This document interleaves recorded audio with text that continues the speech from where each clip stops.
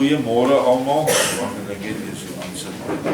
Goeiemôre almal, baie welkom. Ons is 'n lekker vol saal vanmôre. En ons gaan aan met gister se lesing. En tot by gister, ek dink vir 3 of 4 lesings het Joshua lering gegee. Spesifiek vir hierdie man Zorel. En dan ook vir almal wat daar by gesit het. Daar was seker baie naby aan 200 mense. En nou in hierdie eindtyd is dit het ons die voorreg om sy lering weer te verneem, en dit is maar basies sy bergpredikasie, maar met baie meer detail en dinge wat ons nie in daardie kort gebonde predikasie gekry het nie. Hy het oor baie dinge gepraat, oor naaste liefde, oor myne en joune. Hy het selfs die seksuele vleeslike liste aangespreek, die vrekkerigheid van mense wat gee met 'n suur gesig. Al die dinge het hy baie duidelik gemaak. En ek dink nie ons het nou enige twyfel hoe ons te werk moet gaan in die toekoms nie. En daarom het ek hierdie weer hoofstuk 84 het ek ingesluit, want dit is nou nie meer Joshua wat praat nie. Dit is Zorel wat praat. En wat hierdie evangelie wat ons nou vir 'n paar dae gehoor het, met sy hele wese aangegryp het.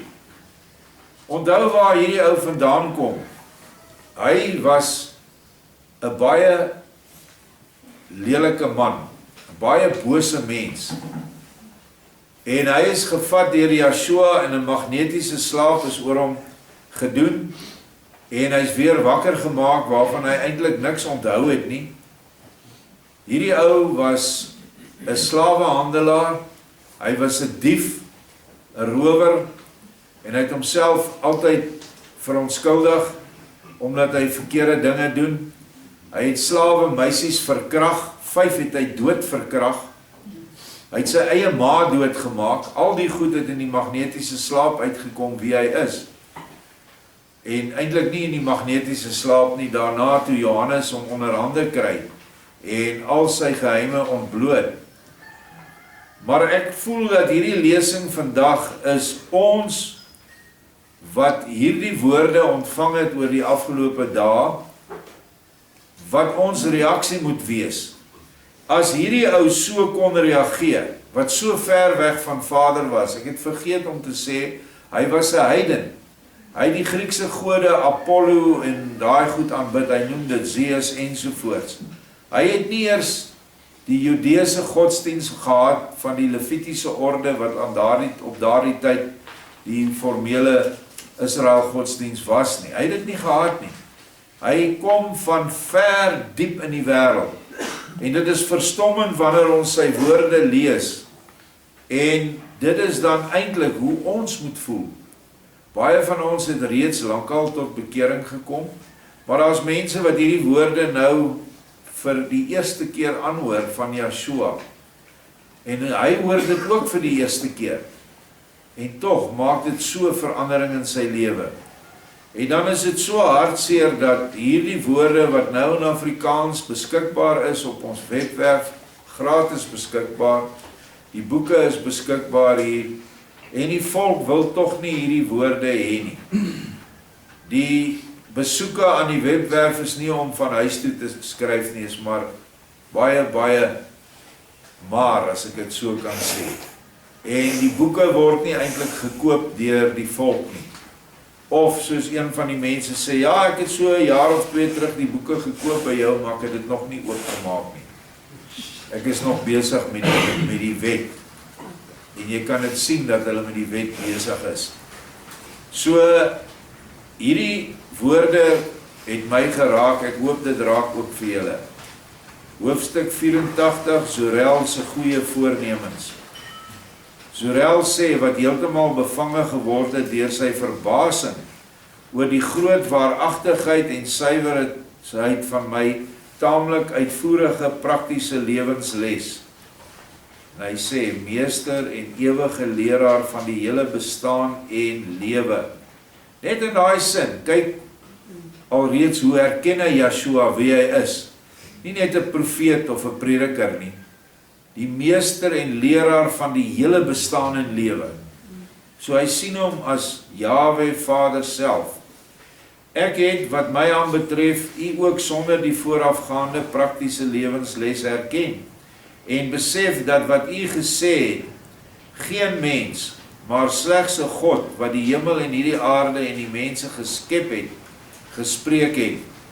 Maar daarom sal ek met meer krag oor alles in die praktyk, ook alles in die praktyk van my lewe toepas, wat u, o liefde van die liefde, my nou vol barmhartigheid geleer het. En dit is die vraag vir ons, sal ons dit wat ons in die afgelope 4 of 5 lesse geleer het, gaan ons dit toepas in ons lewe, en streng daarby bly. Ek het alles verstaan, want dit kom my merkwaardig genoeg voor, asof ek vroeër dergelike woorde al ergens een keer gehoor en ook toegepas het. En hy het, in die magnetiese slaap het hy baie van hierdie woorde gehoor. Maar dit kan slegs maar in 'n droom gewees het, want in die werklike lewe sal ek egter nie weet waar en wanneer so barmhartigheid my ooit ten deel sou geval het nie. Maar dit bly tog altyd vreemd, dat elke woord uit u gewyde mond so bekend vir my voorkom, en so besonder vriendelik en bewoor. Daardeur was dit vir my ook alles so besonder verstaanbaar. Maar hoe dit ook al sy, sulke woorde en sulke lesse, wat alles wat in die mens ook maar lewe is, so diep, waar en getrou raak, kan nog nooit deur die mond van 'n sterflike mens uitgespreek wees nie. En dit is dieselfde gevoel wat ons behoort te hê wanneer ons die 4 evangelies in die Bybel lees. Dat ons ook daardie gevoel het dat hier is ons is nou besig met iets wat soveel dieper is as net 'n mens, soos Matteus, Johannes, Lukas of Markus wat dit geskryf het. Dit is baie, baie dieper, en hierdie woorde wat ons nou gelees het voorafgaande, is nog dieper as die woorde van die evangelies. Want die outeur is dieselfde. Vers 3, wie na hierdie woorde nog nie die korrekte weg na die innerlike geestelike voltooiing van sy lewe gevind het nie, en nie die sterk aandrang in hom gekry het, om noukeurig al sy doen en late daarvolgens te rig nie, moet werklik of heeltemal geen mens wees nie, of hy het hom baie gewoond gemaak aan hierdie dom, dooie wêreld, en sy siel moes heeltemal diamant hard geword het.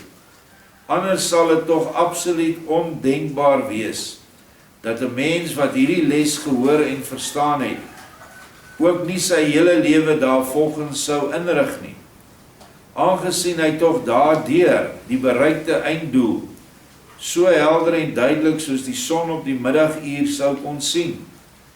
Daarmee wil ek nie te kenne gee dat ek al iets bereik het nie, maar 'n diep lewensbesef wat my verstand deurdring en volkome duidelike insig in die suiwere waarheid van die les is tog ook al iets wat, ten minste vir my, baie belangrik en waardevol vir my lewe is. En dit is die besef van elke mens wat in die afgelope weke en maande na hierdie woorde geluister het, wat nie in die Bybel voorkom nie. Maar Yeshua kan nie in die Bybel se 2 swart buiteblaaie toeklap en sê, bly daar binne nie. Het is belaglik om net so iets te dink. En ek is jammer om te sê, die oorgrote meerderheid van die Christendom dink presies so. Hy is oneindig, hy is die woord, hy is die Alpha en Omega. In Hebreëus, soos ons gesing het vanmôre, die Alef en die Taf, die begin en die einde. En daarom is sy woorde, behoort ons harte aan te raak, en ten minste met die voorneme, om te sê, ek gaan nou alles in my lewens vat en te probeer, loskom van hierdie dinge wat van die wêreld is. En dit is hierdie ou se voorneme, hy het nou nog nie tyd gehad om dit toe te pas nie, maar ons sal later lees wat sê Yeshua van hom daaroor. En tog is daar soveel mense wat hierdie woorde geluister het, wat lang tye daarmee saamgeloop het, miskien jare, en dan skielik gooi hulle dit weg. En dan tree 'n dood in, is 'n doodsheid van die gees. Volgens Hebreërs, ek kan nou nie die vers onthou nie, hy sê, as jy reeds kennis van die waarheid ontvang het, en jy verwerp dit dan bly daar geen offer vir daardie sonde oor nie. Jy kan dit nie meer regmaak nie. En dit is die laster teen die Heilige Gees, waarvan ons baie lees in die Bybel en nie verstaan wat dit is nie. Solank jy die Gees wat hierdie woorde vir ons beskikbaar gestel het, solank jy daai Gees verwerp, solank sal jy dood bly, al gaan jy regtig dood, liggaamlik dood. En jy sal aan die ander kant ook dood bly. En dit is die hartseer, wanneer ons eers kennis van waarheid tot die kennis gekom het, moet ons baie versigtig wees om dit nie te verwerp nie. Want dit is 'n baie, baie groot sonde. En die kennis van die waarheid is die kennis van Yeshua, want hy sê self, ek is die waarheid, die weg en die lewe, ewige lewe. So pas op om Yeshua se woorde te verwerp. Dit kan ernstige gevolge hê. Hy gaan verder in vers 4, maar wie hierdie gewyde saak eenmaal so duidelik sal insien soos ek, sal tog net soos ek geen dwaas meer wees, en ondanks die duidelike insig en die kennis, eerder in alle modderpoele en putte van die wêreld stort, om die stinkende modder op te vis, waarin hy uiteindelik sou moet stik, as om die verhewe hoogte van die Horeb en die Libanon te klim, en daar die heilsame krye te versamel, wat die siek siel genees, en volkome gesond maak vir die ewige lewe. Ek bedoel met die heilsame krye op die verhewe hoogte van die Horeb en Libanon. En nou kan jy hoor, Yeshua praat deur hom. Hy het nou die voorreg ontvang om Yeshua se gees in hom op te neem. Hy sê, dit is die dade wat 'n mens slegs op die verhewe hoogte van die besef van die waarheid van u leer, o meester, verrig. Dit wil sê, deur te handel volgens die woord, wat 'n mens uit u mond verneem het. Met die Horeb en die Libanon bedoel ek die goddelike ware en goddelike goeie. Dit is so volgens my begrip die betekenis. En dit is vir ons vandag ook so, ons klim nie die Horeb en die Libanon uit nie. Dit is die eie innerlike berg Sion wat almal van ons het. Almal van ons se pad na die geestelike hoogtepunt toe is soos 'n berg wat geklim word. En sonder hierdie heilsame krye wat ons nou vanoggend lees, gaan ons nie op daai hoogte kom nie. En gaan ons in hierdie modderpoele en stinkende rioolputte, gaan ons rond spartel op soek na goed wat nie daar is nie.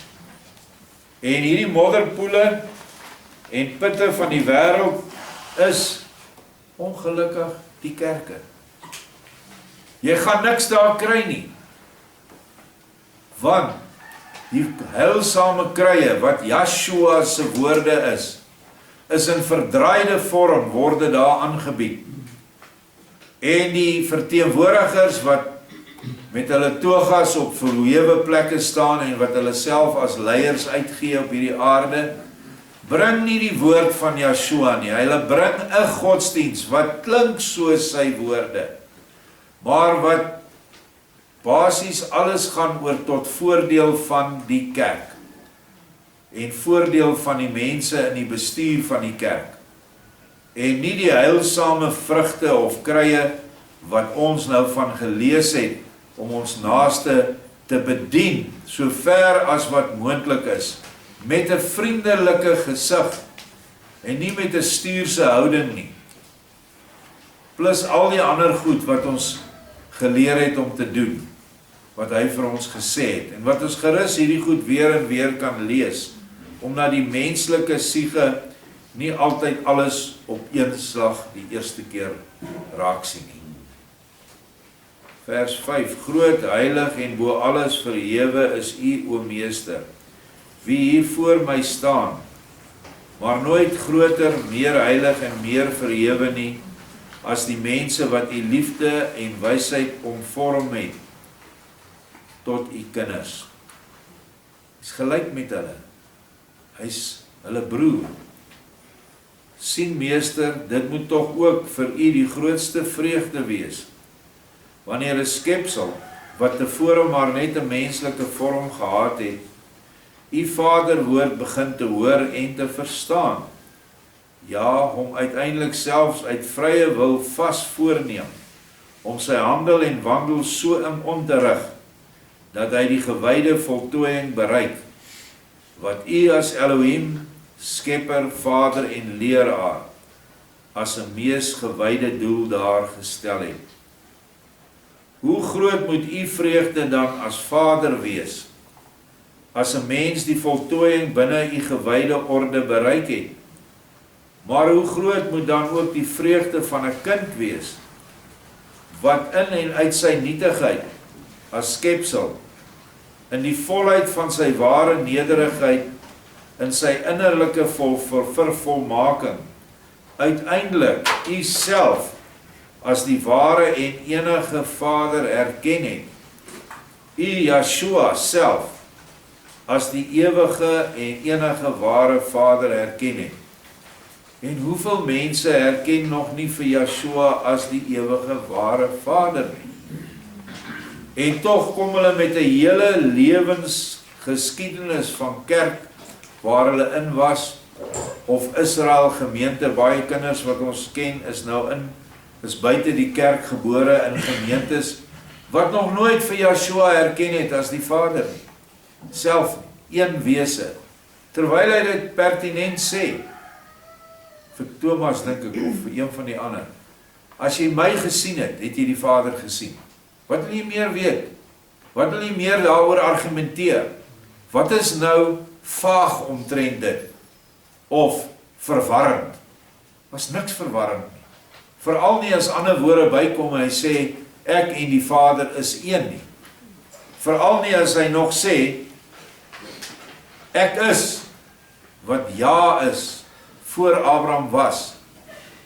Al die goed dra by dat mense hom moet herken, en tog kom hulle met redenasies, ek noem dit sommer drog redenasies, om hom af te skaal na een facet van 'n driekoppigheid wat hulle nie eers kan verstaan nie, of anderste as net 'n mens wat op die aarde was. En die gevolge is, as hy net 'n mens is, kan hy nie sonde vergewe nie. Want net God kan sonde vergewe. Want die sonde is teen hom gedoen. In die allereerste begin toe die engelgeeste teen hom gesondig het, en ons vanaf geboorte, wat in sonde gebore is, wat nie kan anderste as om sonde te doen nie, want ons het nie genoegsame lig met geboorte gekry nie. So, het is baie ernstig om dit wat hierdie ou hier sê, self op te neem in jou wese, en dit te glo, met jou hele hart en siel en verstand.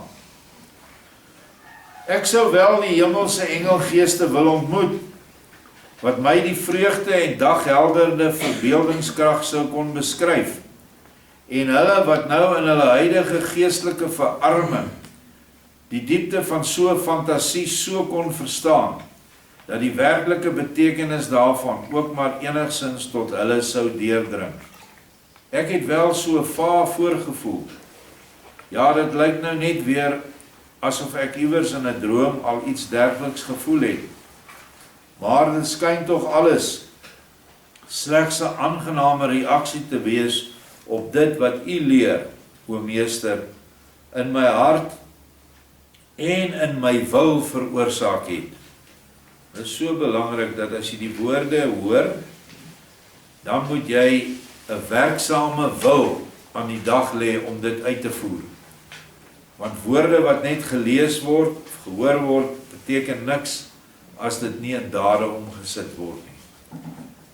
Vers 8, dit is die vreugde van 'n saaiër, wat bewus is daarvan dat sy akker heeltemal van alle onkruid gereinig is, en dat daar in die fore 'n suiwer saad gelê is, wat seker groot verwagtinge wek, ten aansien van 'n seënryke oes. Dis hoe hy nou voel, dis hoe sy siel voel.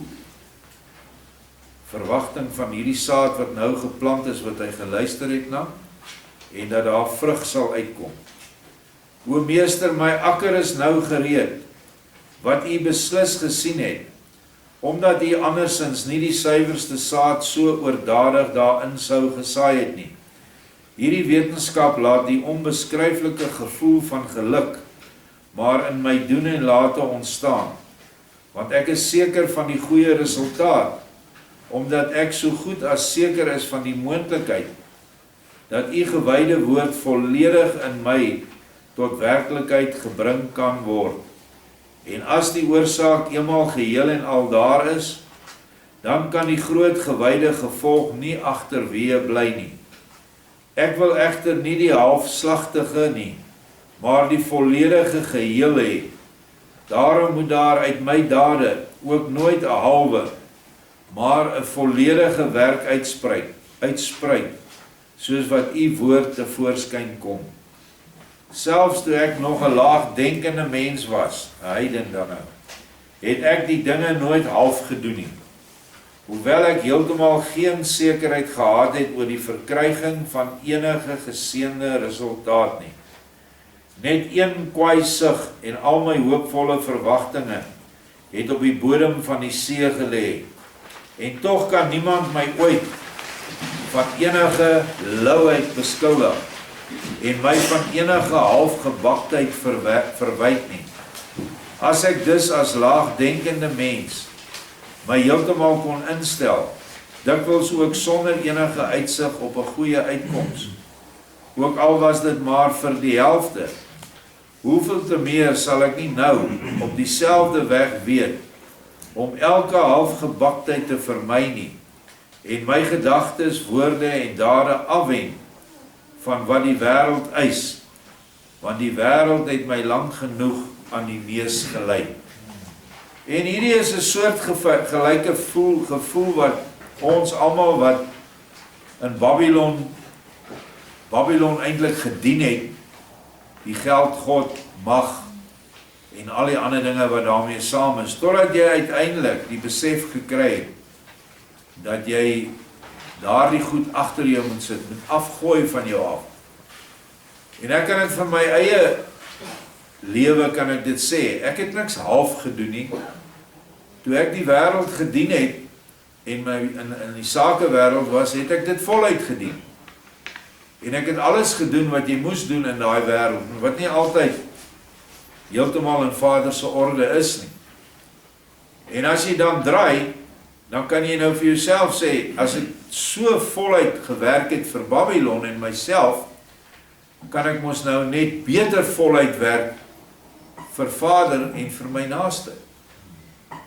Maar ongelukkig kom baie mense hier aan en hulle dink dit is 'n plek waar jy niks hoef te doen nie, want jy kry amper niks te geld nie.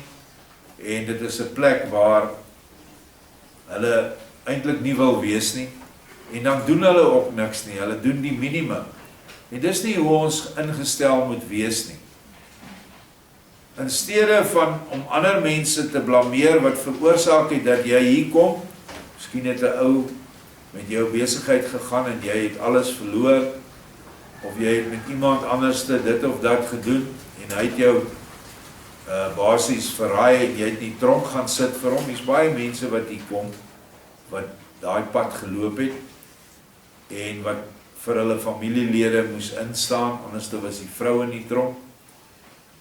In plaas van om hulle te bly blameer, gryp hierdie geleentheid aan, en doen jou bes om Vader te dien. Want hy sal jou altyd beloon. Moenie daaroor bekommerd wees nie. Dit is nie altyd onmiddellik nie, maar hy sal jou gee wat jou toekom. Dit het ek gesien toe ons hierdie taak begin het amper 30 jaar gelede. Is daar die vermoëns wat vir jou dit moontlik maak om jou planne uit te voer, as dit oor jou naaste gaan. Ons het nie al die geld gehad om hierdie huisies te bou, hierdie yskaste aan te koop, al hierdie ander toerusting wat nodig is, wat elke dag die mense se plek gerieflik maak en hulle maage vol maak nie. Ons het nie die geld gehad om al die voertuie aan te koop nie, maar tog het Vader met tyd, het hy alles vir ons gebring. En stadig maar seker, het die organisasie dan dit geword wat hy vandag is om ons naaste te dien. Maar wees geduldig. Nou hierdie man het alreeds die regte gesindheid in sy hart om vorentoe te gaan met dit wat hy nou gehoor het. Vers 11, geen kiem van 'n wêreldse gedagte en geen spoor van 'n wêreldse daad sal nog in my voorkom nie. Dit wil sê, na my eenmaal geneemde besluit, beslis nooit meer nie. Vir dit egter waar ek geen beroep op het nie, of geen greep op het nie, soos wat die normale behoeftes van my liggaam is, kan ek natuurlik nie instaan nie. Want dit lê, o meester, in die hand van u almagtige wil.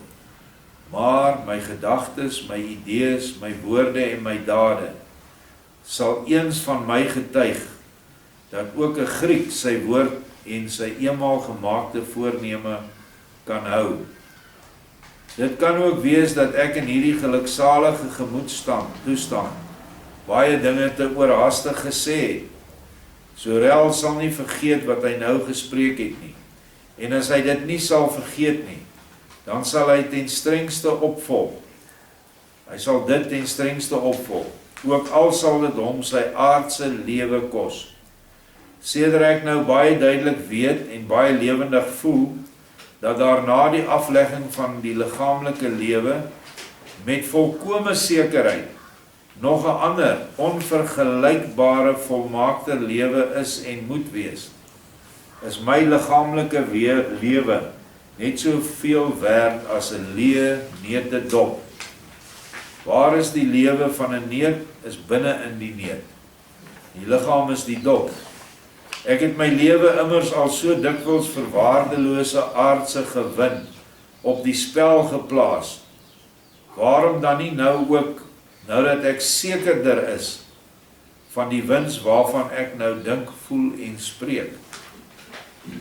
O, ek redeneer nou nie as die een of ander dronk dwaas nie, maar volkome nugter getuig ek met hierdie woorde, dat ek die waarheid van Elohim se woord volkome verstaan het, en dat ek dit volkome verstaan het, volg daaruit, dat ek my aardse lewe vir hierdie heilige waarheid in die weegskaal wil plaas, wat ek nou nie so wil stel, sodat my woorde 'n sekere oratiese krag by julle moet hê nie, maar omdat my hart dit nou werklik vir my ingegee het. Dit getuig net van hoe sterk Yeshua sy gees vervul het. Daar is wel mense deur 'n buitengewone situasie gegryp en meegesleep, wat ook so praat as hulle vir hulle reeds die volgende dag die hele aarde in 'n tuin wil verander. Maar as die oomblik verby is, dink hulle wel oor al die gesiene en gehoorde na, maar die besluit om dit uit te voer word van dag tot dag swakker, en die ou dom gewoontes neem weldra weer die plek in van nuwe besluite. Maar dit was by my nog nooit die geval gewees nie, want as ek eenmaal iets as waarheid aangeneem het, dan hou ek my ook net so lank streng daaraan, tot ek volledig oortuig word van iets beter. Baie belangrike beginsel wat hierdie ou beskryf, en dit vind ons in ons daaglikse lewe. As jy 'n besluit maak om iets goeds te doen, aan iemand of aan 'n organisasie of wat ook al, en jy doen dit nie dadelik nie, soos wat tyd verbygaan, raak dit al hoe swakker in jou hart, die gevoel om dit te doen, totdat dit naderhand heeltemal wegraak. En dan dink jy nie meer daaraan nie. En dit is die woorde wat hy hierbo gebruik het, wat vir my eintlik 'n baie goeie woord is, halfgebaktheid. Dat jy die voorneme het, maar jy voer dit nie uit nie. Is soos 'n brood of 'n vetkoek wat 'n mens half bak. Dis rou binne, jy kan hom nie eintlik eet nie. My vroeëre dade vorm geen enkele kontras met my lewensopvatting nie, wat selfs vir die oog van die suiwerste en meerendeels filantropiese ingestelde wêreldse verstand volstrek nie verwerplik was nie. So baie dinge wat hy daar gedoen het, was die wêreld het dit aanvaar van daai tyd.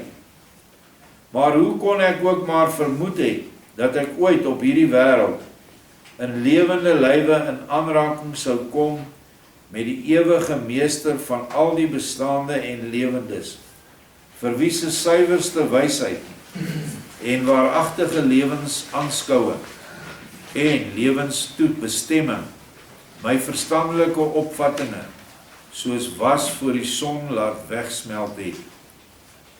Maar die ongelooflikste het gebeur. Elohim staan in die volheid van sy ewige, volmaakte mag en wysheid voor ons, almal, en leer ons oor nie net die tydelike nie, maar ook oor die ewige bestemming van die mens, en sy lewe met sulke konkrete, helder woorde, dat 'n mens dit selfs, ook al was hy byna blind en doof, deur en deur moet verstaan. En daarom kan 'n mens tog nie daaromheen gaan, om 'n besluit vir die lewe te neem nie, waarvan ook 'n totaal verwoeste wêreld my ewig nie sou afbring nie. Ja, mense wat slegs laf en bang is, sal hulle altyd meer na die wêreld rig, as na die heilige waarheid uit die mond van die enige ware Elohim.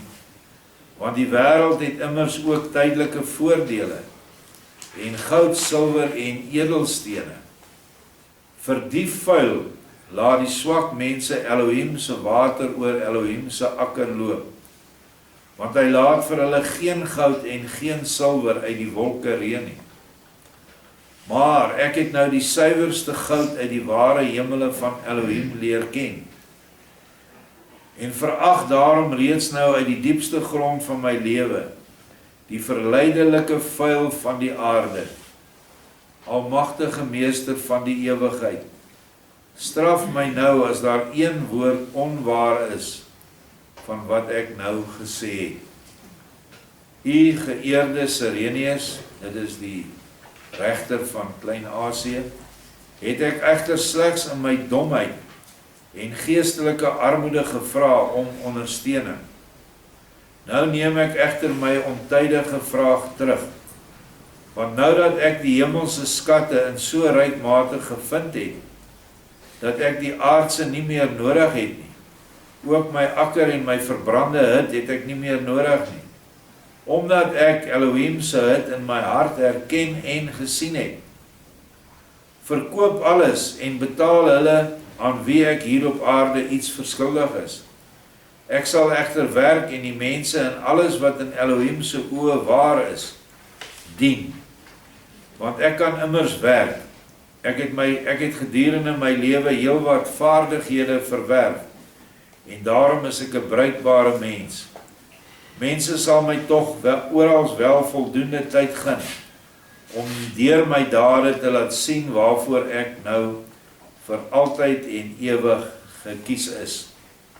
En hier is 'n belangrike vers vir mense wat dink jy net geestelike seëninge moet hê om vir Vader te werk.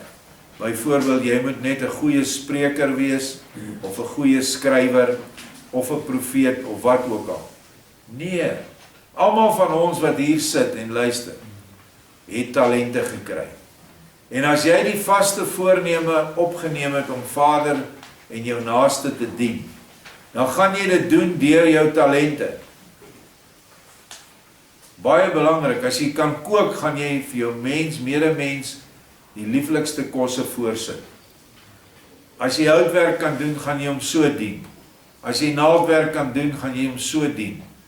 Want deur daardie werke waarin jy dan nou goed opgelei is of vaardig is, kan jy die naaste liefde beoefen. Selfs al is jy 'n werktuigkundige, kan die Vader dien deur jou vaardigheid, deur 'n weduwee se kar vir haar reg te maak en haar niks te vra nie. So dit is alles dinge wat ons moet herken. Hierdie man het nog geen geestelike vaardighede nie. Hy het net vaardighede wat hy opgedoen het in die wêreld. En hy sê ek is nou bereid om dit beskikbaar te stel.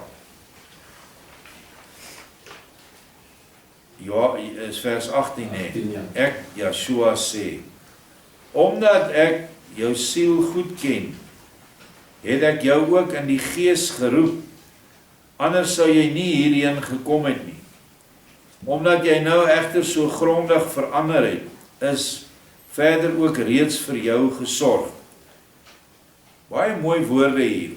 Elkeen wat by daai hek inkom, het Vader die dinge so geskik, dat hy jou geroep het hiernatoe. Daarvan is ek 100% oortuig. Jy loop nie net hier in nie, jy kry nie net ons nommer nie. Jy bel en daar's nie net toevallige plek beskikbaar nie. Of ander mense wat lank gewag het op 'n waglys. Jy word geroep deur Vader en hy maak die paaie oop totdat jy hier inkom. En dan word jy gevra om vir 30 dae te luister na hom.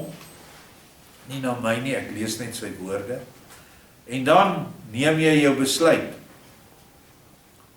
En as jy soos Zorel besluit om die wêreld die rug toe te keer en vir Yeshua te volg, dan het die doel met jou lewe geslaag. Maar as jy dit nie gedoen het nie, bly dit ewenwel jou vrye wil. En ek sê dit baie, as jy Kaap toe wil ry, dan kan jy of oor Bloemfontein ry, dis die kortste pad, of as jy oor Messina of Durban wil ry, dan gaan jy baie langer vat om daar uit te kom, as jy ooit dan daar uitkom. So dis jou besluit om die kort pad te vat. Omdat jy Israel nou egter so grondig verander het, is verder ook reeds vir jou gesorg.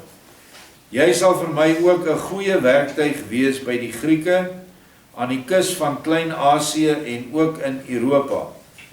Daar is heelwat wat smag na die lig, en wat dit op geen enkele plek kon vind nie. Voorlopig word jy egter in die huishouding van Cornelius opgeneem, wat 'n broer van Sirenius is. Daar sal jy alles kry wat jy nodig het.